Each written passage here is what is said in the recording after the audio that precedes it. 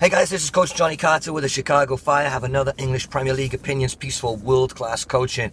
Freezing cold up here, early start with the tournament as well, but I have been watching some Premier League games. Go back a couple of days and I watched the Arsenal-Liverpool game. Interesting, exciting, but high quality, I'm not so sure. Here's some of my thoughts on it. Both of these teams get lauded for all their attacking potential, and we saw all their attacking potential in this game. Liverpool, almost irresistible going forward. Arsenal, when they got themselves organised, they were able to be irresistible going forward. But for me, that's only half of the game. I think that the other side of it, without the ball defending, is equally important, and these teams seem to show no significance to that side of the game whatsoever. Now, I'm not trying to suggest that I'd rather see a 0-0 game. I'm not suggesting I'd rather watch like Tony Pulis playing a Sam Allardyce team, parking the bus, all this kind of stuff. No, I like attacking adventurous soccer, but I also have a lot of respect and time, particularly from a coaching perspective, about the art of defending. The game has two sides to it, trying to score goals, trying to keep them out at the other end. And Arsenal and Liverpool, under Wenger and Klopp, they have none of this. They only have half of the game. Going forward, they are irresistible, both teams. Fantastic. But it just seems confusing to me how time and again, these same managers, these same teams, don't seem to address what becomes very obvious problems. How many times this season and past seasons under the reign of Jurgen Klopp have Liverpool gone into a lead and capitulated? A couple of times this season already, and we saw against Arsenal in this game. If you go 2-0 ahead in a Premier League game, you must shut that down. But that was never part of his coaching. That was never on the agenda at all. All he wanted to do was go forward again and again and again.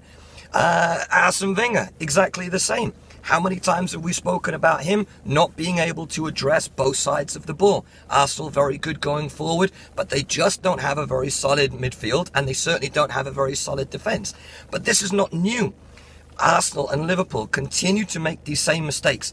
Either they're not coaching these defensive concepts in training, or they're not addressing the players in terms of replacing the players, either bringing them through the academy or going to find new ones elsewhere.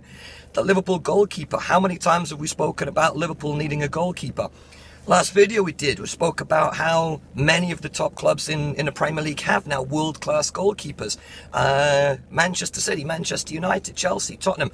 Liverpool were not in that conversation. Simon Mignolet was not part of that video because he is not a top Premier League goalkeeper. He's nowhere near world-class. But again, it's nothing new. The Liverpool defensive group, awful. Their game plan, their strategy when they go into a lead, awful. I just don't understand what these two guys, Wenger and Klopp, do during their week of training. Liverpool should pay Jurgen Klopp half of his money and invite him in only half day, and then go and find someone else to coach the other half, and the other half of the game, which is defending.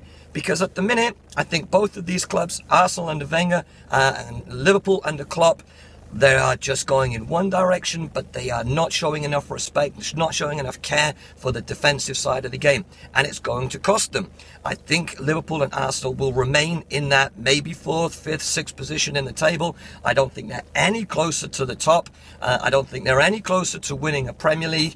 And maybe, perhaps they're actually going in the opposite direction, getting further away from that title.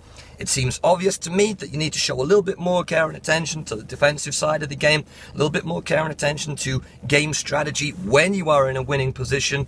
It doesn't seem to be on the radar for these guys. So those are some of my thoughts. Maybe you're a fan of these clubs and you like the attacking football. Maybe you're not so happy with the defensive side of it. Maybe you would like to see your clubs maybe embrace that a little bit more. Maybe you're a coach who works on defenders, whatever it is. Let us know your comments, leave them below. We'd like to hear from everybody. So thanks very much for listening, guys. Enjoy the games over the Christmas and the New Year period, and we'll catch up soon. Thanks very much. All right, bye now.